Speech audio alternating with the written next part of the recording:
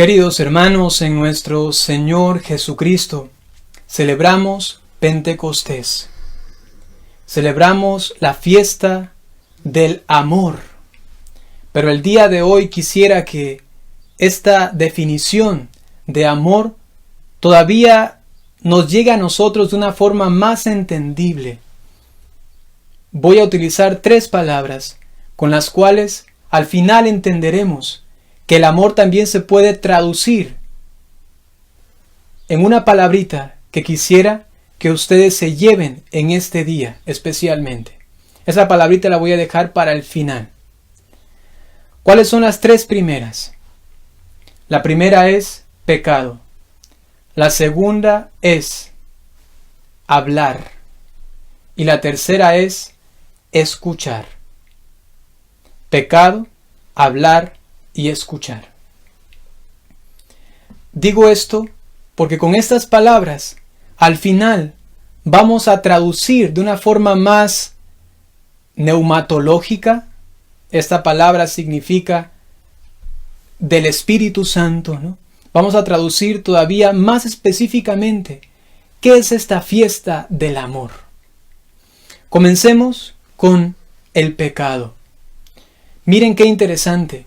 Cuando el amor llega, cuando viene el Espíritu Santo sobre los apóstoles reunidos en oración, ¿qué es lo que ellos hacen? Pues se nota que están predicando, sobre todo Pedro. Y cuando Pedro va y anuncia esta palabra a las personas que estaban allí, ¿saben qué les dice? Son pecadores. Ustedes mataron a Jesucristo. ¿Qué? Un momento.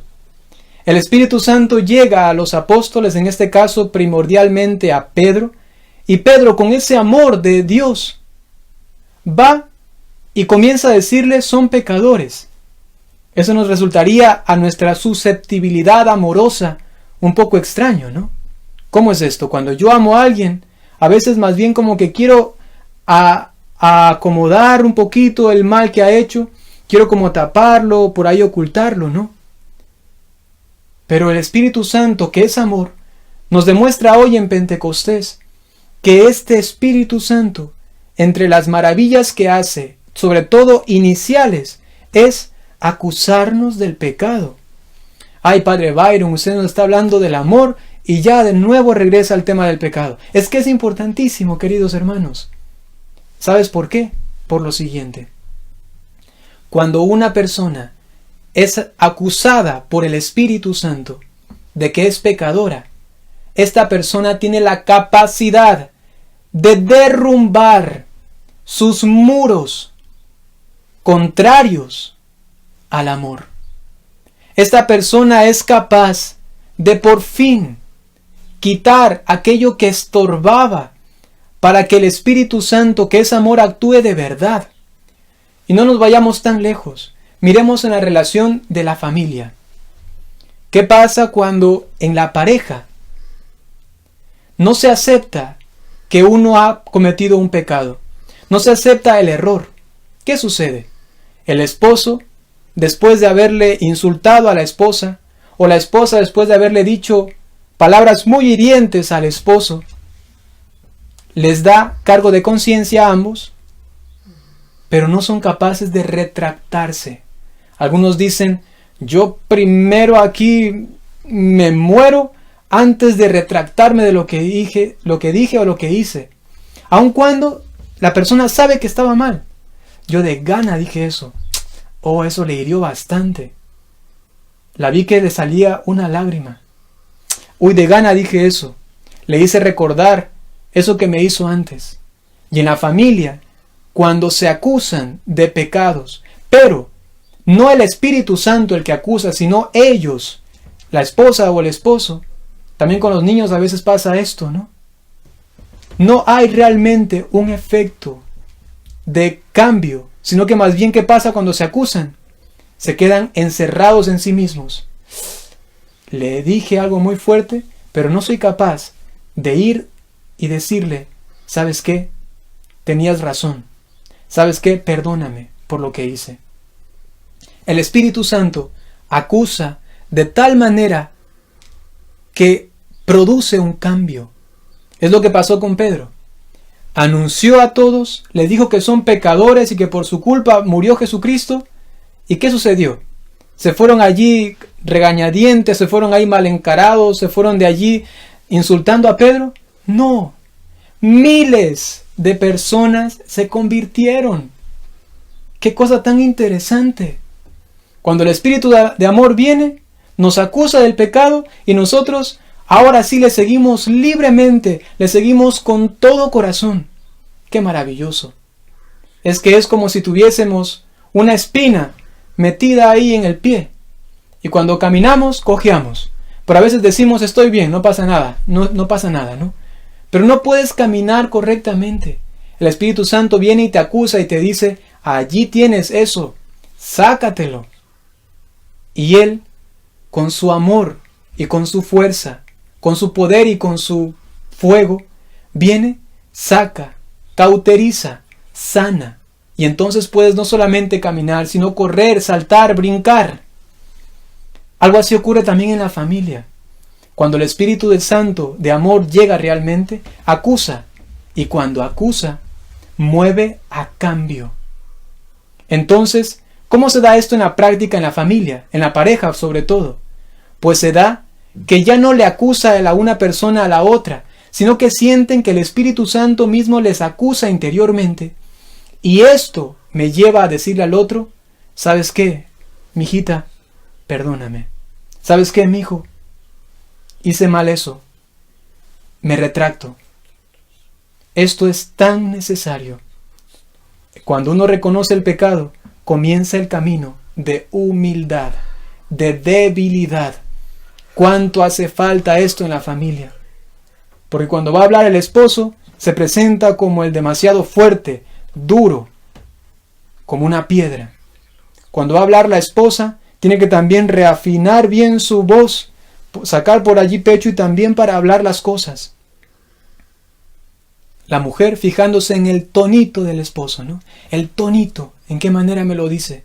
El esposo fijándose en qué cosas puede criticarla, ya sea por su apariencia física o por las cosas que hace en el trabajo o en la casa.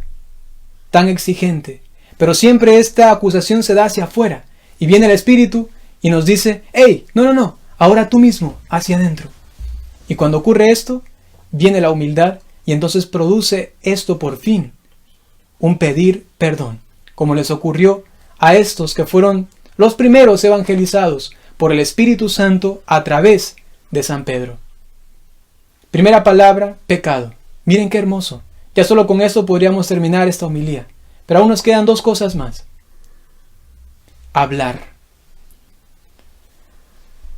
Viene el Espíritu Santo en lenguas de fuego y comenzaron a hablar en otras lenguas. Esto es maravilloso. Cuando el Espíritu Santo viene, la persona tiende literalmente a hablar. Esto inclusive se nota mucho en la psicología de la persona humana. Cuando una persona está enamorada, tiende a hablar mucho. Esposas, también los esposos, atentos a esto. Sobre todo las esposas en relación a los esposos. Mujeres, cuando su esposo comienza a callar y ya no habla, es una señal quizá de que su amor se está enfriando. Porque algo muy interesante ocurrió en el Génesis. El hombre no podía hablar con ninguno de los seres creados. Llega Eva y entonces puede comunicarse por fin. Esta sí es carne de mi carne, hueso de mi hueso, sangre de mi sangre. Esta sí, ¿no? Y entonces comienza el diálogo. El hombre antes no podía comunicarse, pero gracias a la mujer que lo enamoró, que produjo este amor, él pudo por fin hablar. ¿Qué ocurrió en Babel? Todos supuestamente se entendían, pero cuando vino la ambición del ser humano y dejó de mirar al otro, sino que comenzaron a ver la ambición de la altura de esta torre, se cortó la comunicación. ya no hablaban entre ellos, sino que solamente yo quiero llegar más alto, más alto, más alto, ¿no? Me olvido de los demás, dejo de hablarles, y entonces ocurre Babel. Nadie se entiende. En cambio, cuando hay amor, ocurre Espíritu Santo. ¿Esto qué significa? El amor normalmente habla, el amor expresa, el amor busca al otro. Esto es también maravilloso. Inclusive se nota también en el sacerdocio. Cuando un sacerdote ya no quiere predicar, es decir, que ya no quiere hablar con su esposa, porque lo que hace el sacerdote en la predicación, ¿qué es? Él, como representante de Cristo, se dirige al cuerpo místico de Cristo, es decir, la iglesia. El sacerdote es el esposo de la iglesia. Y si el sacerdote ya no quiere hablar con su esposa, quizás se está enfriando también. Y ocurre a veces en una parroquia que llega un seminarista y el sacerdote dice, tú anda a predicar, tú. No, para que practiques. Aparte de que eso está prohibido por la iglesia, porque no puede predicar un seminarista, sino solamente un diácono y un sacerdote o el obispo. ¿Acaso no se nota allí que el sacerdote se está enfriando? Que hay una catequesis, una charla para familias, para jóvenes, el sacerdote, ¿será que busco a alguien para que vaya a dar la charla? Y como que este fuego de hablar con su esposa se está enfriando. Tengan cuidado cuando su párroco ya no quiere predicar. Probablemente se está enfriando su amor. Pero el Espíritu Santo viene y entonces comienzan a hablar, ¿no? Ese es el don de las lenguas, que no se contiene en el corazón y en las palabras este amor tan grande que con gemidos inefables, inentendibles, con otras lenguas, con expresiones de lo más profundo del corazón, que luego la boca quiere de alguna manera cantar, la lengua quiere traducir, entonces se produce el don de lenguas. Eso lo decía San Agustín. ¿Qué es el don de lenguas? Una sobreabundancia de amor que ya la lengua no puede expresar y entonces busca 1001 formas de comunicarlo. El Espíritu Santo entonces nos regala el hablar. Cuando uno habla, normalmente, según el contexto que he dicho, ama. Miren a los novios. Cuando recién se conocen, pasan horas y horas y horas hablando. ¿De qué estaban hablando? Es de lo de menos, con tal que pueden hablar de lo mismo 10,000 veces. Pero no solamente esto. El Espíritu Santo también hace otro milagro.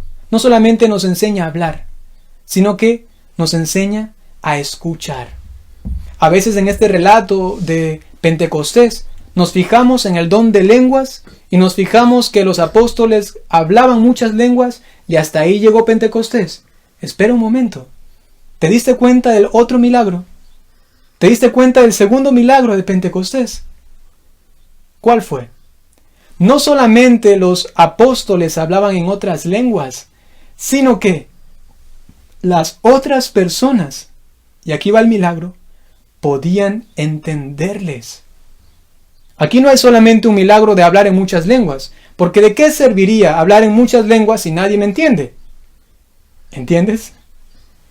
El segundo milagro, y no menos importante, es el milagro que se da en estos pueblos, en esas personas allí reunidas. El Espíritu Santo les concede a ellos entender. En otras palabras, escuchar. Y a través de la escucha, entender. Cuando llega el Espíritu Santo, aprendemos también a escuchar el lenguaje del amor. Miren qué bonito sería si una jovencita desde su casa aprendiese a escuchar el lenguaje del amor. Que cuando grande ya sea ella y venga un patán a ofrecerle el oro y el moro para conseguir un poco de su piel, ella sepa diferenciar claramente, ese lenguaje no es el lenguaje del amor. Qué bonito hubiese sido si tú hubieses escuchado el lenguaje del amor, hubieses entendido ese lenguaje y no hubieses cometido esos errores de los cuales hasta hoy te arrepientes. ¿Te das cuenta de lo importante que es escuchar el lenguaje del Espíritu Santo. Y en la familia, regresemos allí. Tan importante que los papás les enseñen a sus hijos a escuchar este lenguaje, para que el jovencito no llegue también a escuchar el lenguaje de sus amigos malcriados que vienen y les proponen un poco de droga, de cigarrillo, de alcohol, de mujeres. Y él, confundido, desconcertado, piensa que allí va a encontrar eso que su corazón anhela. Padres, ¿cuánto necesitan sus hijos formarse para escuchar, entender el lenguaje del amor? Y en la pareja, de la misma manera. Basta de escuchar solamente otro lenguaje. A veces la mujer y el hombre están ya de tal manera oxidados en sus relaciones que entonces escuchan algo y enseguida les molesta. Miran algo y enseguida les molesta. Tienen ya hasta fastidio. Ahora en la cuarentena se ha dicho que ha habido muchos roces en la pareja. Otros, gracias a Dios, más bien lo han llevado muy bien, ¿no? Pero ¿y estos? ¿Acaso no es porque estaban como fijados, escuchando solamente un lenguaje que aparentemente era contra mí, en mi contra, solo buscando quizá molestarme, fastidiarme? Como resumen de todo esto, solamente quiero mencionar lo que sucedió el día de hoy. Hoy en la mañana tuve una Santa Eucaristía aquí en Alemania y después de la misa fui a la casa de unos ancianitos. Ellos cumplían, escuchen bien, 59 años de casados. Y yo me preguntaba, ¿cómo pueden hacer esto? ¿Cómo pueden permanecer en este amor, ¿no? Y luego Dios me respondió. ¿Saben cómo? Después de la comida y todo, el esposo, el hombre, se me acerca y me dice, Padre, ¿puedo confesarme? Y atrasito viene la mujer, ancianita y toda caminando, ¿no? Y me dice, yo también quiero confesarme. En este momento, cuando les estaba confesando, entendí que lo que a ellos les mantenía unidos era justamente el pecado. Ya les voy a decir por qué. Era el hablar y el escuchar. El pecado, querían confesarse, sabían que habían hecho cosas malas. Ya tienen más de 80 años y querían confesarse de sus pecados reales. Ellos hablaban entre sí. No era como esa pareja que le dice al esposo, vamos, tienes que ir a confesarte, nos confesamos una vez al mes, y casi que jalándola al esposo para que vaya a confesarse. En este caso, el hombre más bien. Y la mujer le secundaba. Hablaban entre ellos y sabían la necesidad de la confesión. Y también se escuchaban. ¿Por qué? Porque primero, habían visto sus pecados delante de Dios. Segundo, aprendieron a hablar con Dios y luego entre ellos. Y tercero, escuchaban a Dios y luego se escuchaban entre ellos. Dime, ¿cuánto te confiesas? Dime, ¿cuánto hablas con Dios? Dime, ¿cuánto escuchas a Dios? Y te diré cuánto amor real de Espíritu Santo tienes. Eso aplíquenlo en la familia y ahí tendrán una pareja estable. Por último decía que estas 3 palabras nos llevan a una condensación en una sola palabra. Y esta es, escuchen bien, en teología nos encanta pronunciarla. Y es la palabra relación. El Espíritu Santo de amor también se puede definir como el espíritu de relación. Es justamente la actividad, la operación del Espíritu Santo en la familia trinitaria. Está el Padre, está el Hijo. ¿Y qué es el Espíritu Santo? La relación plena que existe entre el Padre y el Hijo. ¿Qué es el amor? Relación. A tal punto llegamos a decir en el estudio de Trinidad, de Dios uno y trino, el estudio de Dios, llegamos a decir que Dios es relación. No solamente decimos Dios es amor, sino que decimos Dios es relación, porque es una traducción muy expresiva de lo que realmente es el amor. Y si quieren tener una relación realmente humana y espiritual en la familia, con sus amigos, con sus hermanos, con sus hijos, entre hermanos, entre primos, entre todos en la iglesia, con los vecinos, entonces, pecado, hablar, escuchar, y esto les garantizará una relación bendecida por Dios en el Espíritu Santo. Familias, el día de hoy reciban a este Espíritu que es relación. Vamos a pedir a nuestra Madre Santísima, la Virgen María, que implore con nosotros para recibir ahora el Espíritu Santo de amor, el Espíritu Santo que es relación. Y por ello vamos a consagrarnos al Espíritu Santo.